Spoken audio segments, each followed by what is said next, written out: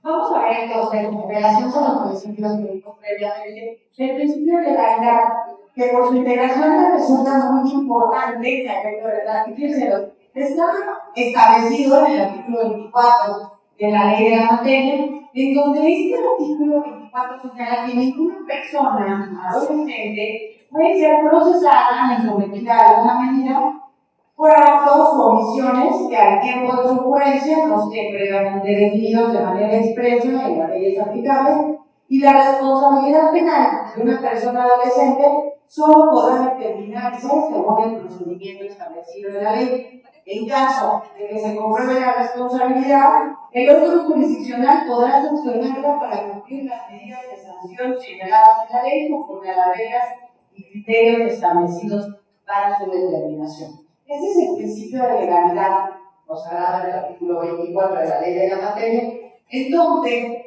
señala como también para los adultos que ninguna persona puede ser sancionada y procesada si no conforme a lo expresamente previsto en la ley. Es importante que lo tomen en consideración. ¿Por qué? Porque la ley aplicable al sistema de justicia para adolescentes es única y exclusivamente en esta ley, no conformidad de superioridad en relación al propio procedimiento más que el establecido en la ley.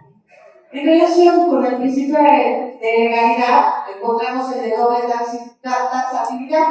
No basta que el hecho de tipificar, en la ley como ley.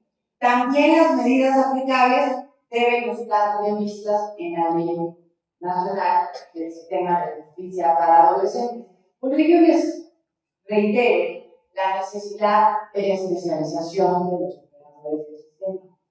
Esta doble trazabilidad, donde se le hará no más el delito, sino también todas las medidas que se otorgan en cuanto a los adolescentes, deben estar previstas en esta ley. Aquí nos referimos también, derivado del principio de legalidad, con la irretroactividad protectora. No puede imponerse una medida más grave que la vigente al momento del hecho. Es importante, como sucede en el sistema de justicia para adultos, es única y exclusivamente lo que se encuentra previsto por la ley, y esto se encuentra amparado bajo el principio de legalidad. También la ley más favorable. Si después la ley tiene una medida más leve, el adolescente se beneficia de la actividad de la ley aplicando la ley más favorable. Si no, con anterioridad está aplicada una sanción mayor y por motivo de alguna reforma viene una sanción menor, pues se aplica la más favorable al adolescente. Ello privilegia y salvaguarda los derechos de los adolescentes que se encuentran en conflicto con la ley, bajo este principio de legalidad a partir del artículo 24 de la ley especial, que resulta importante en la materia.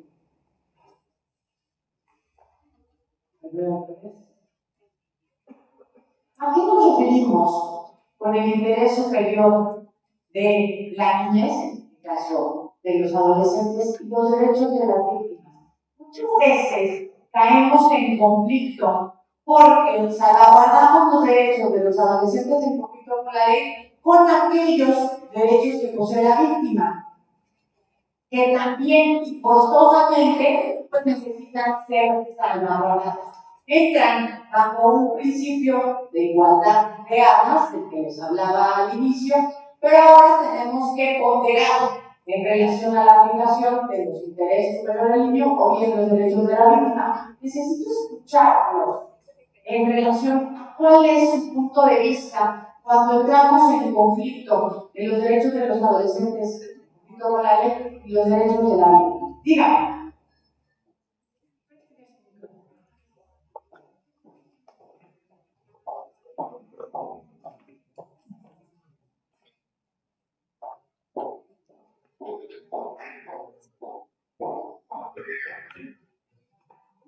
Bueno, pongo como ejemplo uno que yo utilicé en alguna sesión anterior.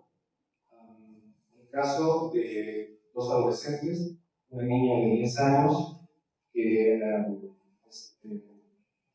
sufre la violación por un familiar primo de ella, 14 años.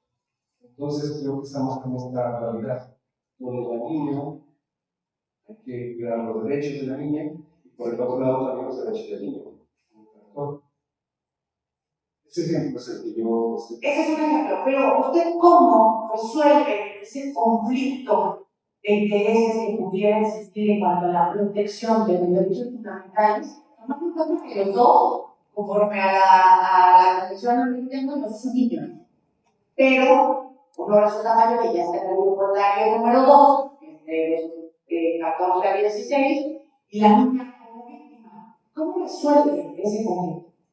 Podría ser utilizando la ley más favorable. En ambos casos, la ley más favorable.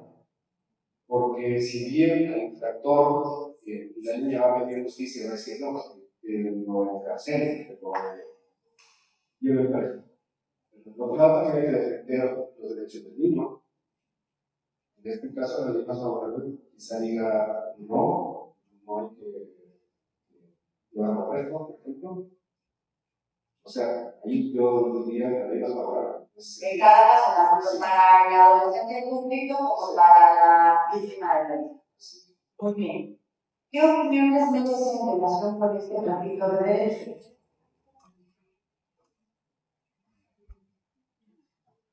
¿Cómo equilibramos la protección a los niños cuando uno es el que está en conflicto con la ley y el otro es la víctima?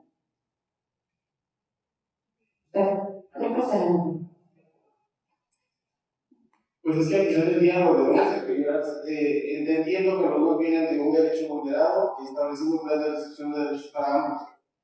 Es decir, los dos son víctimas tanto de la sociedad, aunque en una diferenciación no llama así, uno es victimario del otro, pero nosotros como sociedad y como protección a la infancia, y entendiendo que todos somos pertenecientes al sistema de protección de las infancias, debemos entenderlos como que los dos están vulnerados, estableciendo un plan de restricción de derechos para ambos y no punitivamente. Muy bien.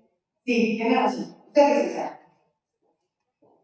Me interesa mucho porque aquí estamos buscando adolescencias e infancias, en realidad de víctimas y de adolescentes en conflicto. Esta es un conflicto paternal que nos enfrentamos los operadores.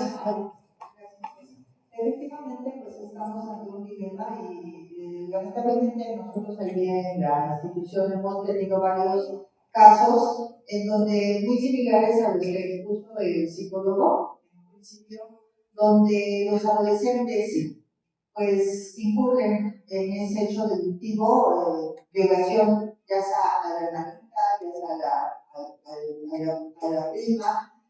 Y ahí lo que nosotros procuramos en estos casos, obviamente hemos albergado a la víctima en el centro de asistencia social para sacarla del riesgo, evitar que ella siga en esta situación y por lo que hace a los adolescentes en conjunto con la ley, pues hemos logrado que la familia le pueda brindar las terapias de psicología, pero ya pues recuerdo que algún caso que tuvimos así también, el adolescente se fue con el progenitor para ser una pareja. El papá era del joven, del infractor, agresor, y la mamá era de la víctima. Entonces ahí estábamos ante la necesidad de que, pues si la niña sigue en ese domicilio, los padres ya juntos, obviamente iba a estar en riesgo. Lo que hicimos fue albergar a la niña y el chico siguió en la casa de habitación con ellos, no hubo internamiento, pero sí de alguna manera les ofrecimos terapias en la clínica de emociones. Muchas gracias, licenciada. Este conflicto es el más importante y trascendente que entra en la Ley de Justicia para Adolescentes, y tenemos que lograr un equilibrio en la salvaguarda de derechos. Primero que nada, tenemos que exacerbar los derechos tanto del adolescente en conflicto de la ley como de la víctima, es decir, potencializarlos al máximo en relación con los principios que he puesto con anterioridad. Y tenemos que tomar tres mecanismos importantes para efecto de equilibrar. Estos tres mecanismos son, el primero es la prioridad de mecanismos alternativos y justicia restaurativa. Nos decía su compañero, nos lo decía la licenciada, sin darles la connotación específica. El primer mecanismo para equilibrar la salvaguarda de estos derechos que entran aparentemente en conflicto es primero, vamos a privilegiar mecanismos alternativos y de justicia restaurativa. Y luego vamos a encontrar en la propia ley especial de los artículos 82 a 93 que buscan reparar el daño a la víctima sin sacrificar la integración del adolescente. Esto es importantísimo. Este es el primero de los mecanismos que vamos a tomar como parte importante. De ahí vamos a partir para equilibrar esa tutela de derechos. El segundo es valorar la proporcionalidad de la medida. Esto está conforme al artículo 18 constitucional en cuanto a mandata que sea proporcional al hecho cometido y protege tanto al adolescente de excesos punitivos como a la víctima de impunidad. Entonces, ya vamos primero, tomamos en cuenta mecanismos alternativos y después vamos a la proporcionalidad de las medidas. Esa discusión, por ejemplo, no se ordena su internamiento, pero sí su aislamiento de la víctima por parte del progenitor. Y el tercero es un reconocimiento pleno de los derechos de la víctima, conforme al artículo 108 del Código Administrativo de la materia, y lo aplicamos de manera supletoria a la Ley de Justicia para Adolescentes, sin que ello implique el objeto, que el adolescente sea un objeto de venganza social. Esto es muy importante que lo tomen en consideración. Los mecanismos que existen a efecto de equilibrar la salvaguarda de los derechos del adolescente en conflicto con el adolescente o niño víctima de un hecho señalado por la ley como delito, primero, alegarnos de la justicia restaurativa, de estos mecanismos alternativos de daño a la víctima sin sacrificar la reintegración del adolescente. Las medidas proporcionales protegen al adolescente de excesos y a la víctima de impunidad. Y exacerban los derechos de la víctima en un reconocimiento pleno, como lo establece el artículo 108 del Código Nacional de Procedimientos Penales, sin que ello implique, insisto, que el adolescente sea objeto de venganza social. Es de esta manera donde logramos un equilibrio en justicia para adolescentes entre los derechos cuando entran en conflicto del propio adolescente y de la víctima. Ha quedado claro este punto porque es bastante fino en relación a la salvaguarda de derechos cuando entran en conflicto de orden penal. Si se dieron cuenta, tanto compañero, licenciado, nos informaba de ello sin tener conocimiento en relación a estos tres pasos, pero es los operadores que se encargan de salvaguardar derechos de niños, niñas y adolescentes ya hacen de manera cotidiana. Primero, la justicia restaurativa. Segundo, la proporcionalidad de la medida. Y tercero, exacerban los derechos de la víctima, perdón, 108 del Código Nacional de Procedimientos Penales, claro, de manera supletoria. ¿Dudas? Dígame. Présteme su micrófono. Ay, licenciada, présteme su micrófono.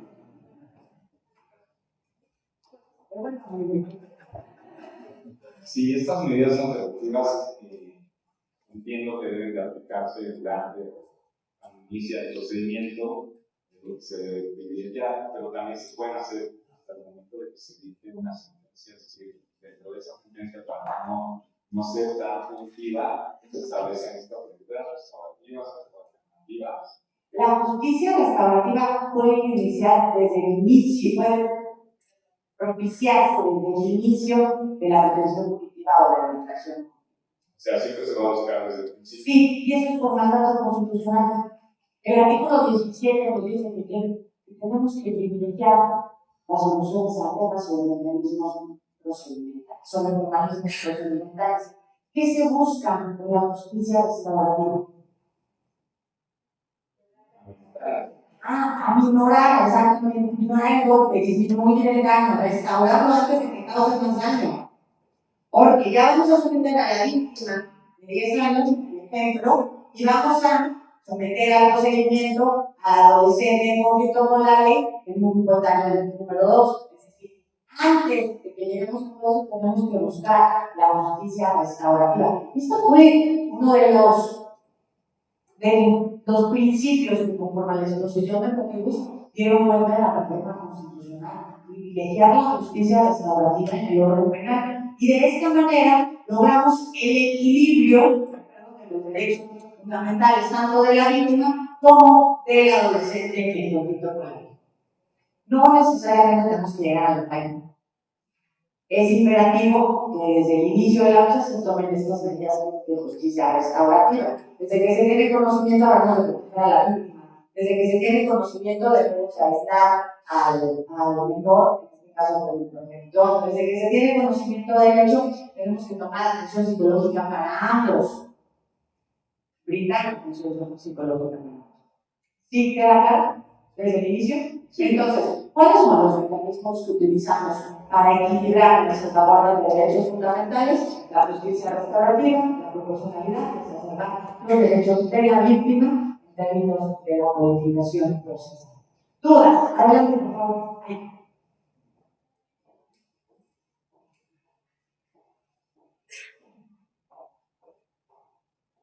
Gracias, maestra. O sea, a mí me surge una inquietud muy personal. Hablamos de justicia restaurativa en este tipo de cuestiones de preservar tanto a la víctima como al niño o al adolescente en conflicto con la víctima. Pero en este tipo de delitos, como que nos están exponiendo, es mi duda, delitos que de hecho son más al código penal, se persiguen de oficio, como el caso de la violación. En esta parte entramos de la misma forma como si se tratara de un robo o de un daño en las cosas o algún delito de esta índole, en los que sí pueden ser posibles las salidas alternas. En este tipo de delito, en este caso específico como de la violación, ¿van a hacer esto? Sí. No como medida alternativa, sino como justicia restaurativa. Forma parte de los derechos de la víctima, es decir, que se le ensalza el daño que fue ocasionado. ¿Qué pasa aquí? La justicia restaurativa no nada más es para que lleguen las cosas al estado donde estaban antes de que se haya convertido el hecho señalado por la ley como delito, sino de salvaguardar la propia integridad de la víctima. La justicia restaurativa protege a cada una de las partes contendientes. La justicia restaurativa restaura esta violación a los derechos fundamentales. Por ello, desde un inicio es necesaria la aplicación de la justicia restaurativa no como solución alternativa a la controversia. La controversia va a seguir en curso. El procedimiento penal va a seguir su curso. Pero la justicia restaurativa va a impedir que se siga revictimizando a la víctima y que el menor, el adolescente en conflicto con la ley, sea objeto de violación a la ley.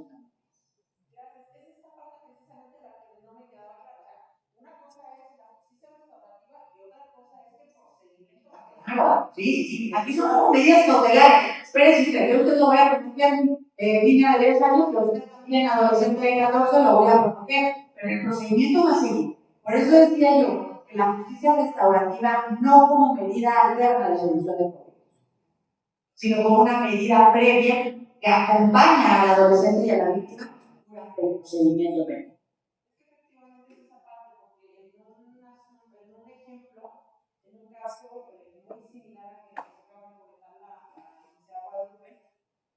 en una escuela, en un salón, los adolescentes, bueno, un adolescente es víctima de violación por parte de uno de sus compañeros en conjunto con otros compañeros del mismo salón que lo agarran. Uno de ellos introduce el dedo y anal en la víctima y resulta que los padres hacen un convenio con la maestra y los padres del piano. Bueno, ni siquiera llegó. Pero por eso también es muy El procedimiento continúa, pero la justicia restaurativa acompaña el procedimiento. Acompañamos a la víctima con protección psicológica, acompañamos a la víctima con que solamente sea aislada, a que no tenga contacto, etc. Y protegemos al adolescente durante el procedimiento penal para que continúe el procedimiento también con atención psicológica, también siendo aislado del seno familiar en conjunto, pero por uno de los progenitores, para que en ese momento pues, continúe con el proceso penal. En el ejemplo que pone, digo, ni siquiera abierto que se dio pista a Ministerio Público de la Ciencia Integral. Esto más adelante lo vamos a ver en relación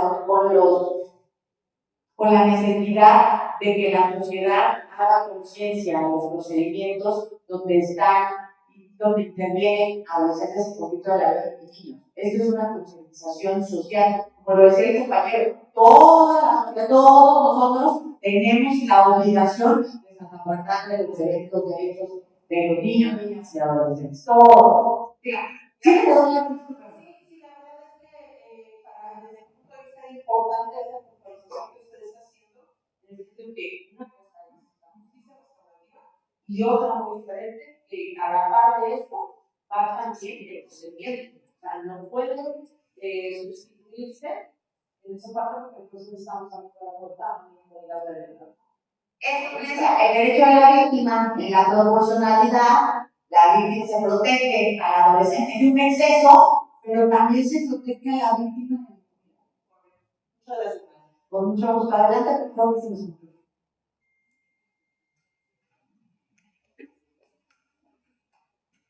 Gracias.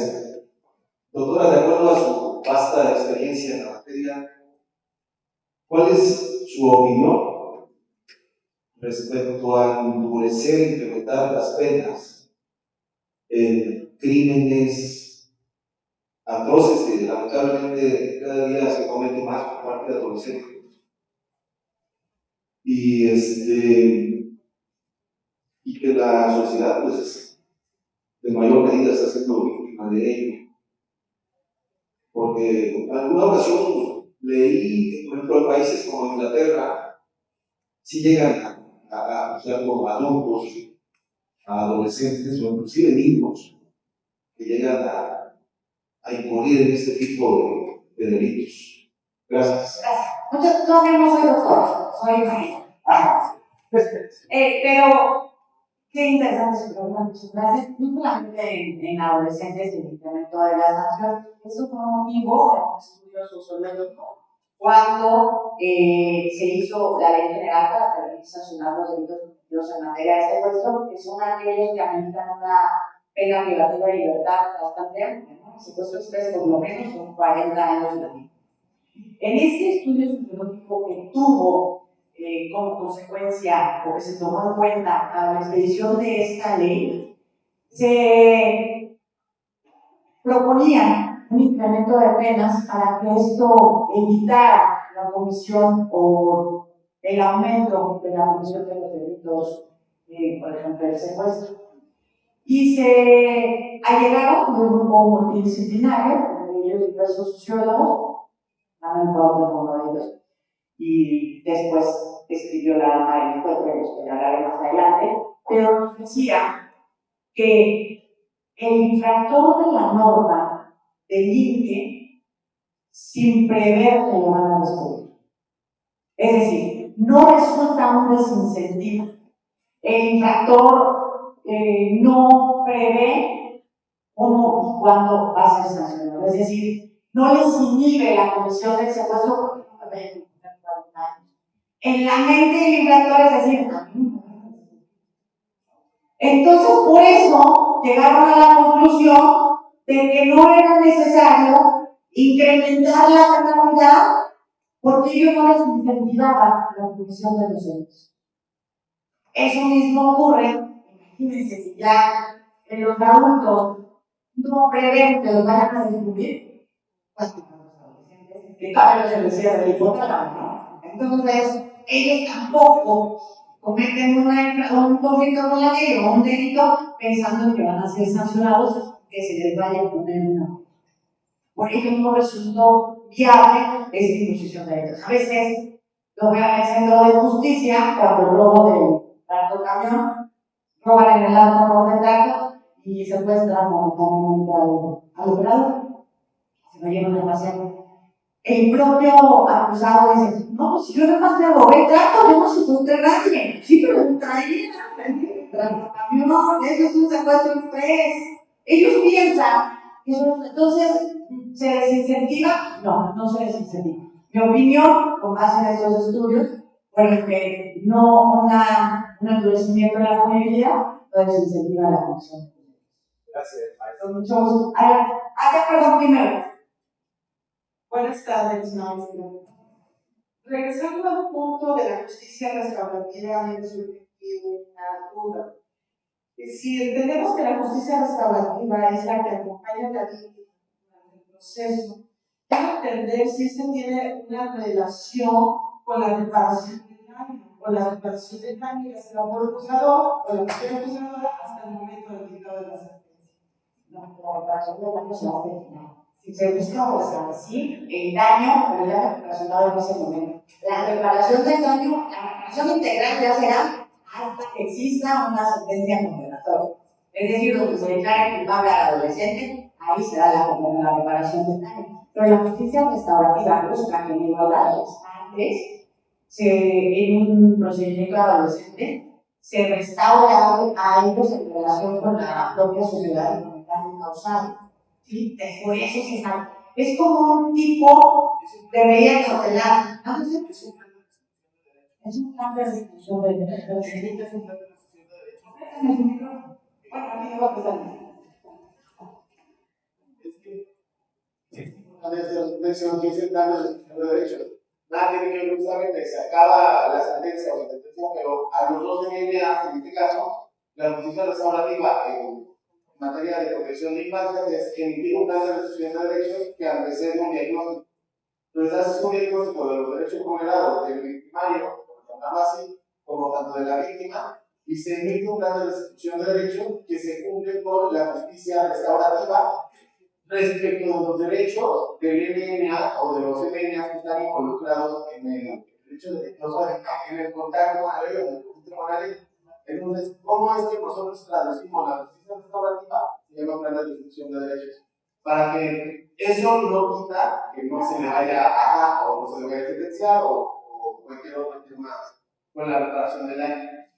Muy bien, muchas gracias. Gracias. Sí, díganos.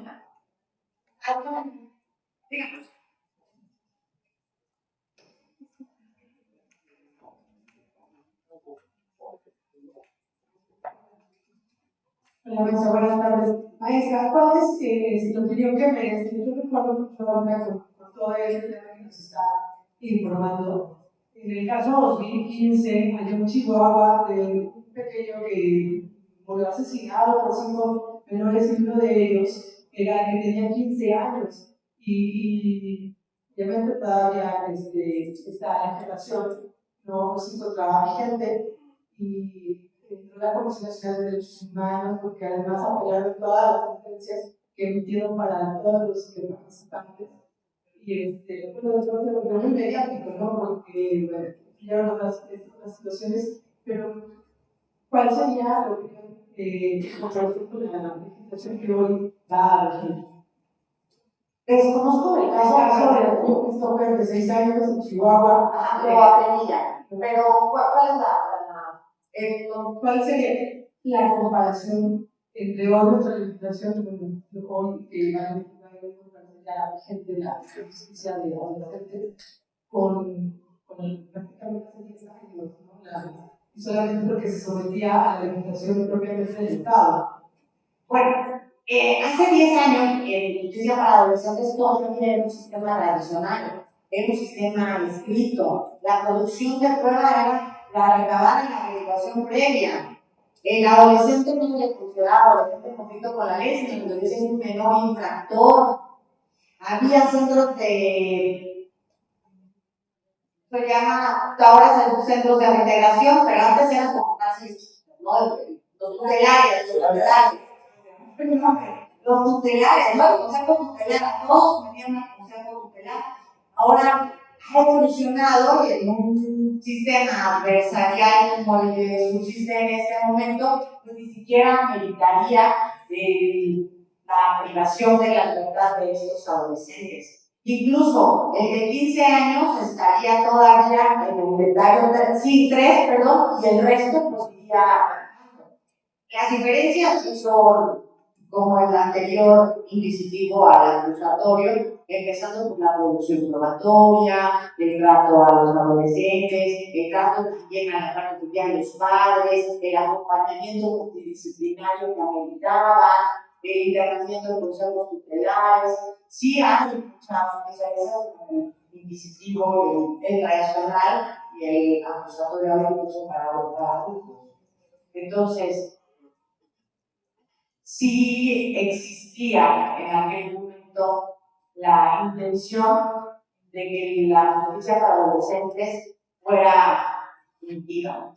Esta centro de internamiento tutelar también era gratuito, creo que estaba menor de edad de 8 años, si no me equivoco era de 8 a 17, entonces sí había una intención positiva. Digamos. Maestra, muy buenas tardes.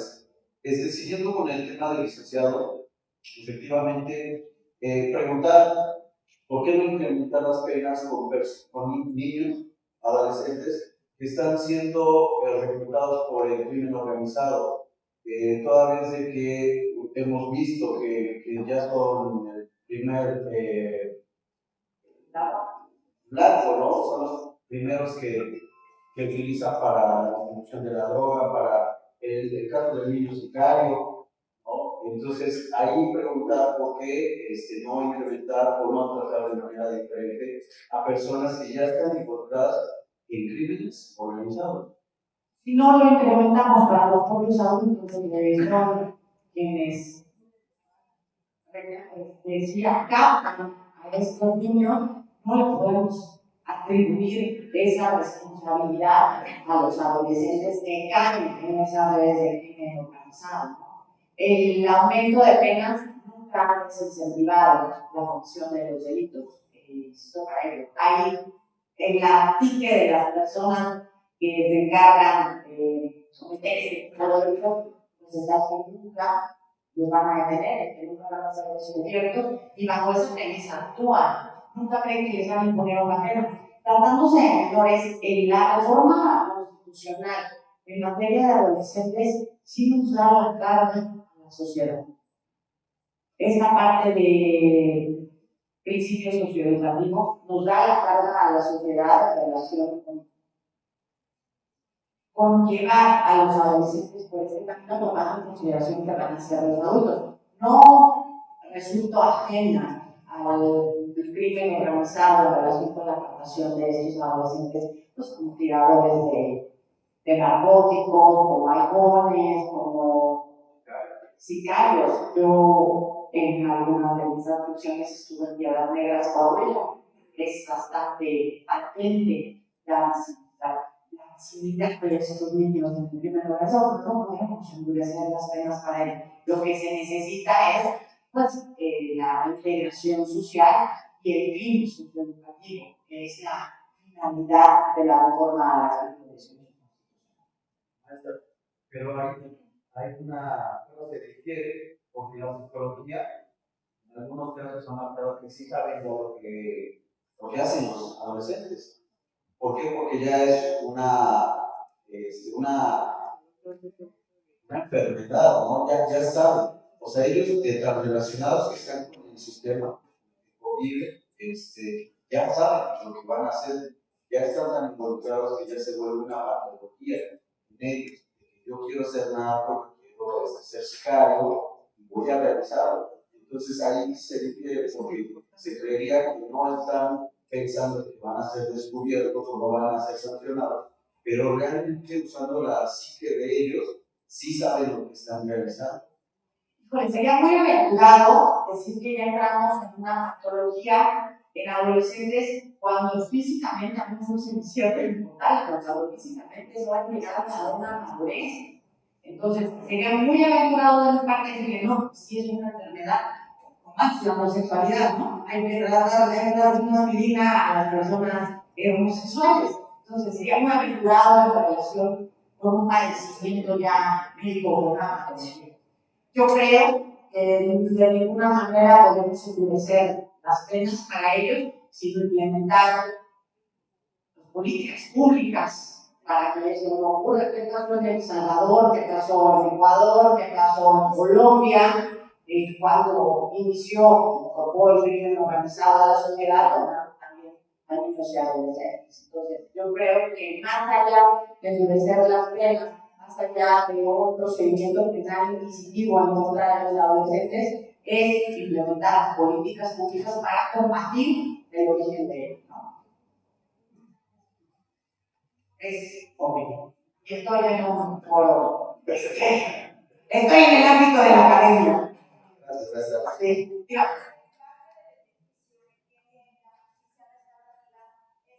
Precisamente, permitir que dentro de las sesiones el adolescente que tiene una controversia pueda percibir cuál es el daño que ha ejercido sobre la sociedad o sobre la víctima. Como decía, no tienen esa madurez de percibir el alcance de sus actos, por lo cual a través del procedimiento de justicia restaurativa poder a veces escuchar a la familia o a la misma víctima o a integrantes de la sociedad que se vieron afectados, les permite ver y saber qué tanto fue el daño que ellos ejercieron por sus actos. A veces por eso no tienen esa madurez cognitiva o socioemocional, pero eso sí les permite este procedimiento. Para eso se obliga a jugar en las primeras etapas.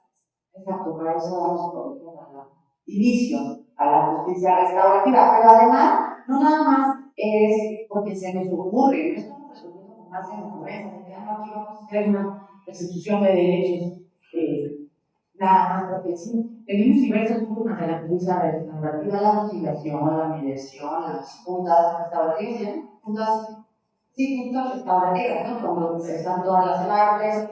Necesitamos facilitadores, es importantísimo, mediadores, conciliadores, que conforme a la justicia restaurativa no son lo mismo, no es lo mismo mediador, conciliador, facilitador, que el que lleva la junta restaurativa. Entonces, por eso insisto tanto en la especialización en materia de justicia para adolescentes, porque si no, estamos sembrando sal, estamos resolviendo conforme se nos ocurre. Entonces necesitamos conocimiento de estos elementos finos, de estos parámetros finos, para que se pueda llevar a la justicia restaurativa, a la proporcionalidad, a la exacerbación de los derechos de la víctima, como el parámetro y los mecanismos necesarios para igualar la protección de derechos fundamentales del adolescente en conflicto con la ley con aquellos derechos fundamentales de la víctima, también siendo niño o adolescente. ¿Dudas? Todo clarísimo en relación con estos mecanismos cuando los derechos fundamentales están en conflicto. Aquí llega algo importantísimo en relación a lo que me decía el compañero. ¿Comprende el adolescente el proceso final de conflicto? Esta es la pregunta del millón, porque se acabó y no sabe. No lo sé, es muy aventurado. Primero, vamos a dar respuesta a esta pregunta bajo 4 puntos importantes, 4 visuales. Primero, verificar la comprensión diferenciada de la edad. ¿A qué nos referimos con ello? La madurez emocional y cognitiva entre los 3 grupos etarios.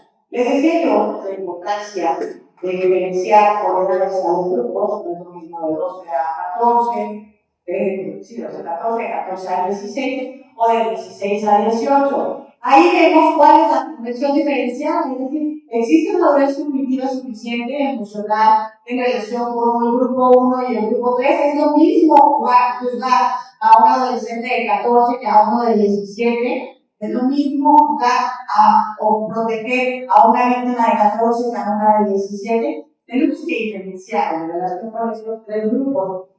La segunda es la comunicación dialógica especializada. Estamos usando un lenguaje adaptado a nivel de abstracción del adolescente. ¿Cuántas personas que tenemos hijos o hijas adolescentes realmente nos comunicamos con ellos?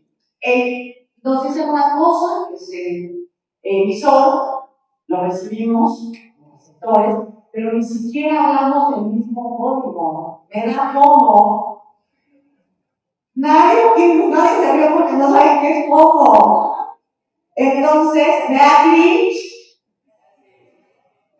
Entonces, tenemos que comunicación dialógica especializada. Tenemos que bajar, no porque sea un nivel menor, sino tenemos que tomar en cuenta el código con el cual nos estamos comunicando con los adolescentes para que tengamos una comunicación necesaria y efectiva entre los operadores del sistema de justicia. No les puedo hablar a los adolescentes como yo estoy hablando en este diálogo, pero tampoco como hablo en una audiencia o como hablo en una ponencia a un grupo especializado. Tenemos que usar el mismo código para ello y es un lenguaje adaptado a nivel de abstracción del adolescente. ¿Por qué? Para que haya una comunicación dialógica especializada. Otro visor es a través de dictámenes periciales, evaluaciones psicológicas y de trabajo social que vayan encaminadas sobre la madurez y el contexto sociofamiliar, socioemocional, socioeconómico. Esto es importantísimo. El grado de comprensión de los delitos o la madurez de un adolescente en relación con la comprensión de un hecho no es el mismo en el estado de Oaxaca, en una comunidad de la etnia triqui, que la comprensión que tenga un adolescente en San Pedro Garza Haciendo. Necesitamos dictámenes periciales especializados, trabajo social, sociología, entornos familiares, entornos económicos, para saber a quién estamos ubicando y cómo estamos jugando y cuál es la comprensión que tiene el derecho, porque si no, no va a entender que forma ya parte de un grupo de delincuencia organizada. Para ellos probablemente sea normal porque ese es el entorno en el que se desenvuelve. Y además, algo importantísimo que siempre estamos de lado es la presencia de los padres o tutores o bien quien ejerce la posición de garante, porque podrá tener padres y quien ejerce la posición de garante de estos adolescentes es la abuelita, es el abuelito o es el tío. Esto es importantísimo. Entonces, con base en estos cuatro aspectos, podemos responder la pregunta: ¿comprende un adolescente el proceso que enfrenta? Tenemos que especializarnos, tenemos que ver una comprensión diferenciada por edad, la comunicación dialógica, los dictámenes periciales y la presencia del padre tutor, que ejerce la posición de garante, para entonces sí garantizar que los adolescentes tengan conocimiento del proceso penal, de un proceso penal efectivo, o tengan conocimiento del hecho por el cual están siendo procesados. Dudas o comentarios en estos cuatro aspectos importantes para dar respuesta a la pregunta de si comprende el adolescente el proceso que enfrenta. Comentario. Una vez que nosotros llevamos a cabo la comprensión diferenciada, llevamos a cabo la comunicación especializada, los dictámenes periciales, hablamos con los padres, entonces podemos dar respuesta o pregunta respectiva y verificar si efectivamente el adolescente comprende el hecho, comprende el procedimiento y si está en actitud de resarcida o aldana con una sentencia penal. De esa es la única manera en donde impartiremos justicia de una manera efectiva. Si no, resolvemos a los demás. Dudas que tengan. ¿Todo clarísimo? Dígame usted. No tengo que decir porque la verdad este caso sí me impactó mucho. No recuerdo muy bien ese caso de Fátima, no sé si hay exactamente en Catepec. Sino, me corrigen si me equivoco, pero es que era de su vecino, va a la escuela, regresa la mamá con la niña, la mamita y demás.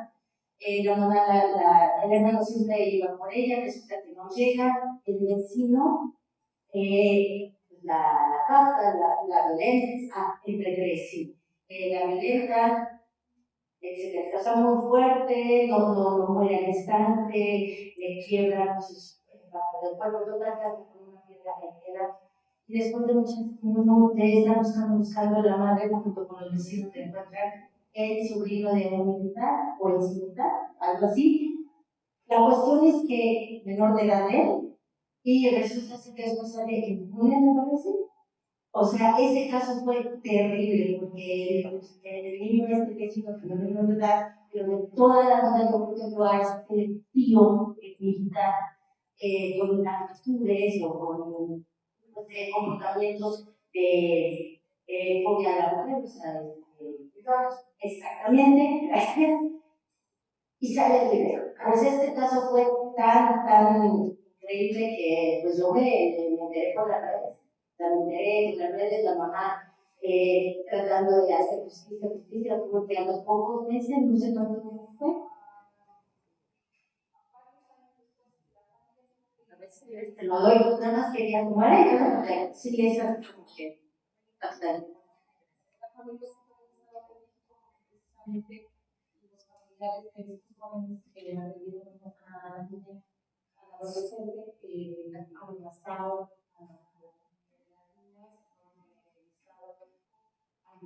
llegaron los padres, llegaron como testigos protegidos, señoras sin identificaciones, nada.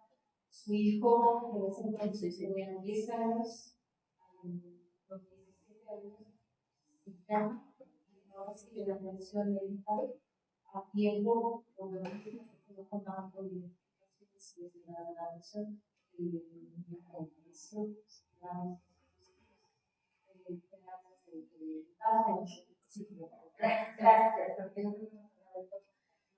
entonces aquí estamos, o sea, con este yo sé que el niño adolescente, toda la vida activo, este niño, si sigue con el tiempo, entonces ahí voy con lo que decía él, o sea, él no conoce, y si sigue en ese entorno, entonces le va a ser súper normal.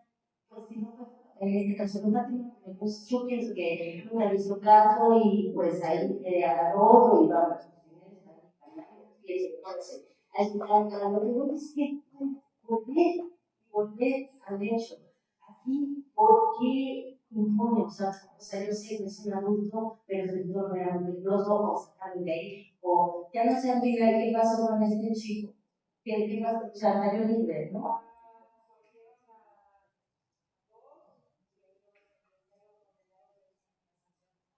Mínimo, y otra vez en la sociedad, o sea, muy fuerte. Bueno, desconozco el caso jurídicamente hablando, que conocemos la justicia de redes sociales, pero digo, desconozco el caso. No podría ir a un internamiento más allá de los 18 años, exactamente porque era un adolescente. Sí, la justicia restaurativa pudo tomar diversas circunstancias patentes, quitarlo del lugar, implementar otro tipo de medidas. No, desconozco el caso, no sé por qué se califica la impunidad. Es muy importante tomar en cuenta que no es lo mismo nuestra justicia RD que la justicia que impartimos en el Estado. Y la visibilidad social que en general tenemos es cuando tenemos una sentencia condenatoria y hay beneficios o hay una medida no restrictiva de la libertad. La percepción social es que si no está en prisión, no se ha impartido justicia. Cuando pasamos de largo, todo este bagaje, es todo este andamiaje en materia de derechos humanos y en materia constitucional, que dio lugar a diversas reformas a partir del caso José Doradilla, que hay todas las que quieran, tanto algodonero, fuentes, todo, ¿no? Es importante tomar en cuenta que la decisión jurisdiccional pesa sobre los hombros del juzgador con base, tomando en consideración la producción probatoria de la violencia de género.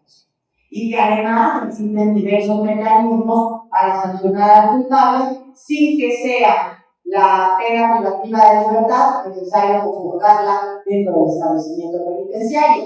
Puede haber otro tipo de beneficios de sentencia o beneficios deliberacionales. Es muy importante tomarlo en consideración. Y habrá casos que nos acongojen o que nos deben en relación con ello, pero desconocemos exactamente el proceso penal como tal de la adolescencia. Pero, pues les digo, no podemos ir más allá de los 18 años. En relación con la pena privativa de libertad, pues esta también tendría que ser proporcional al adolescente en conflicto con la ley y también pues tomar diversas cuestiones necesarias de justicia restaurativa que tal vez no se pasaron por alto o que sí ocurrieron, pero no salieron a la luz, no fueron publicitadas también en las redes sociales.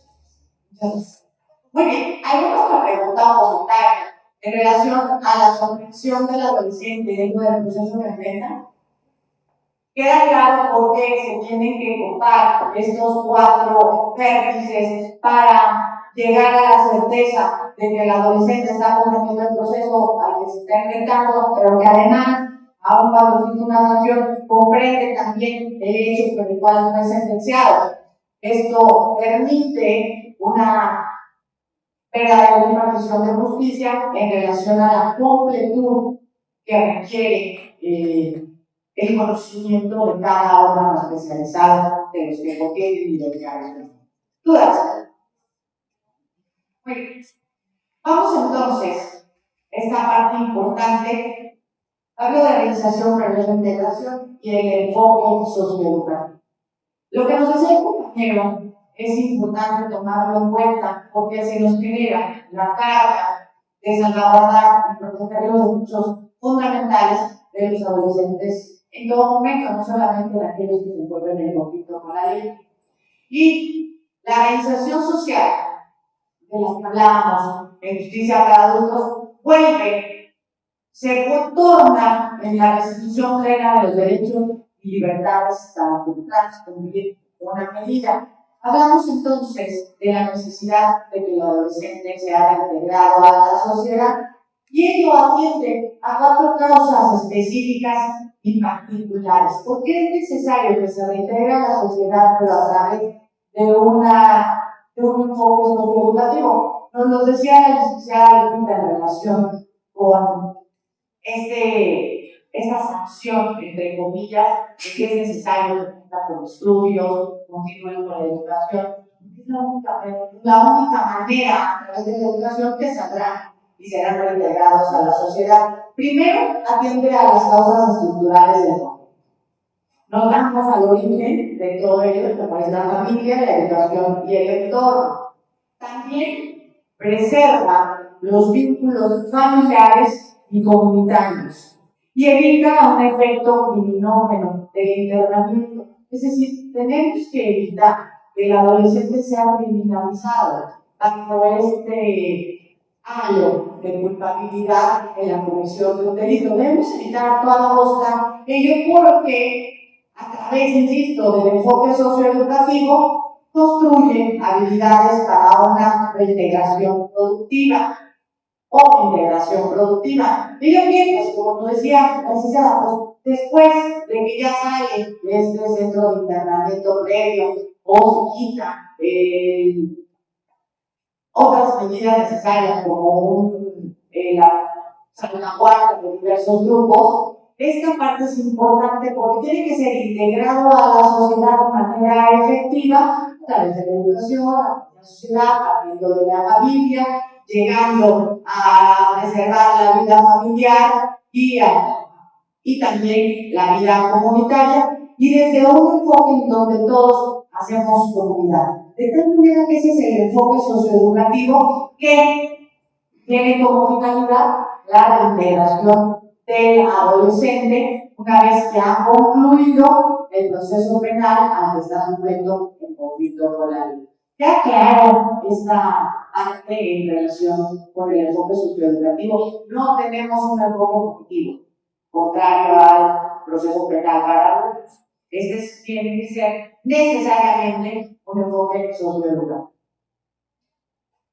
¿Dudas? ¿Comentarios? Voy a cerrar la clase del día de hoy hasta aquí porque vamos a tener otra sesión. No considero necesario agotar las 6 horas porque lo que quiero que se lleven son los que ser muy puntual en lo que les quiero transmitir. Esta necesidad de los enfoques que divergen del proceso penal acusatorio para los adultos con la aplicación a los adolescentes. Quiero ser también muy puntual en la necesidad de especializar a los operadores de justicia. Quiero ser muy puntual también en la necesidad de visibilizar el entorno familiar y de visibilizar a los adolescentes como tales, como una persona en crecimiento y en formación, no como un adulto pequeño, no como un sujeto de ser procesado penalmente, sino como una persona que está todavía en la evolución y en el crecimiento, tanto físico, psicológico y emocional. Para ello, nos evitaremos cuestiones prejuiciosas en relación a que tienen un conocimiento previo, o en relación a que tienen que ser sancionados como adultos, o en relación a que se tiene que evitar la comisión de delito a los adolescentes, pasando por alto que esa carga nos corresponde a la sociedad. Por eso quiero ser muy puntual en los conocimientos, o mejor dicho, en los conceptos que les trato de transmitir, para que tenga una efectiva aplicación a la cosa. ¿Dudas? Douglas, En cuanto a la cuestión punitiva, para un adolescente. Sí. Gracias. Por ejemplo, estamos hablando precisamente que si alguien mayor de 16 años, pero no de 18, en la tercera clasificación de los adolescentes.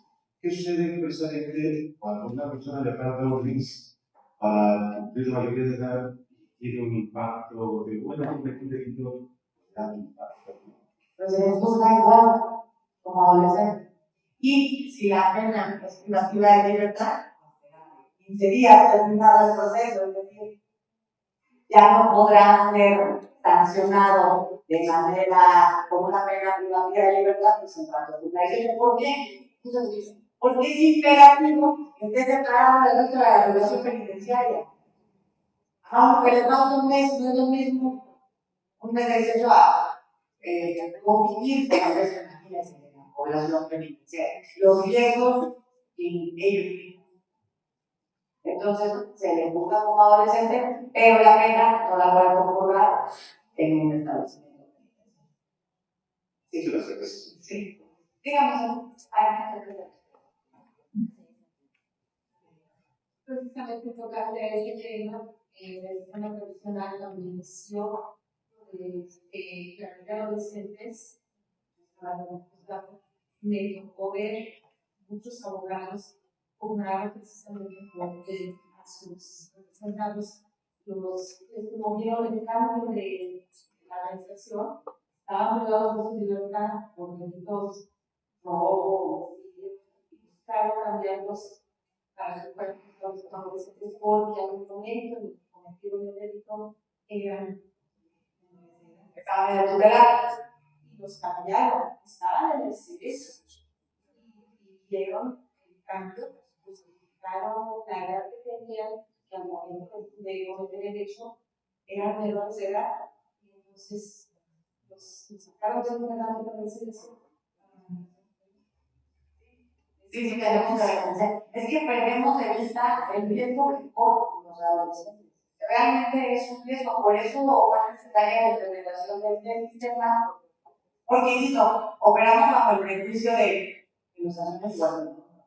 saben lo que hace, ya no va a cumplir los 18. Partimos de ese prejuicio y dejamos de lado la protección que amerita el adolescente en conflicto con la ley. No por ello podríamos juzgarlo con la severidad que amerita un hecho cometido por la ley. Sí, también pasó con medidas cautelares, que están en la versión de la medida cautelar, más a escuchar a lo que dice constitucional. Eso lo benefició mucho. Insisto, fue necesario cambiar que este proceso y esta evolución en materia de derechos humanos desde 2002. Estamos en el 2026 y a lo mejor vamos a dar un paso atrás. Y lo digo en el ámbito de la academia. Vamos a dar un paso atrás en el proteccionismo de derechos humanos. Pero hemos ido evolucionando durante estos 16 años. Pero ¿cuál sería la evolución que yo como líder de una organización delictiva estoy reclutando? Precisamente igual vengo a una ponencia y digo, ya me acaban de dar el tip, voy a reclutar a jóvenes que en un mes o en días van a cumplir la mayoría de edad. La evolución es en materia de derechos humanos, la protección de derechos humanos. Esta no es una ocurrencia, esta salvaguarda viene desde la sentencia de Roberto Padilla, un cambio primero constitucional, vino la reforma en la ley de amparo, hubo todo este andamiaje que se sabe para el proteccionismo de los derechos humanos y en lo que ha fallado el Estado mexicano es en políticas públicas de prevención de la comisión de delitos y políticas públicas a un bienestar social. Y lo digo en el doctor Valle, porque no podemos tratar de evitar la delincuencia restringiendo el derecho. Es para nosotros, estamos todos muy bien, hasta que no nos toque. O sea, hasta que no cualquiera pueda entrar a nuestra casa, hasta que no cualquiera nos pueda detener. Entonces, no podemos evitar el incremento de la delincuencia solo restricción de derechos. O puede ser que sí, como El Salvador, opera para el Estado mexicano en relación a las condiciones sociales, opera para el Estado mexicano en relación con los poderes pactos, y esto se queda en el ámbito de la academia, de lo que les sabes de la evolución de derechos. Por ello fue necesario implementar un nuevo sistema de justicia penal, implementar un nuevo sistema de justicia para adolescentes, el cambio en el Tratado de Libre Comercio para implementar un sistema laboral. Ese fue el requisito del Tratado de Libre Comercio. Entonces, sí hay una evolución, pero ello no puede sopesarse por una restricción de derechos. Entiendo el clamor social del incremento de la delincuencia. Entiendo el clamor social de necesidad de justicia. Entiendo el clamor social de los problemas que existen, pero ello no tiene solución restringiendo. Estos ameritan políticas públicas que, bueno, entran en el mercado. ¿Sí? Muy bien. Dudas. Comentarios. Bueno, pues agradezco entonces la participación, la paciencia y la atención que han tenido para esta clase y nos vemos en la próxima. No tengo claro cuándo es, pero estoy segura de que nos volveremos a ver. Muchas gracias a todos y que tengan muy buena tarde.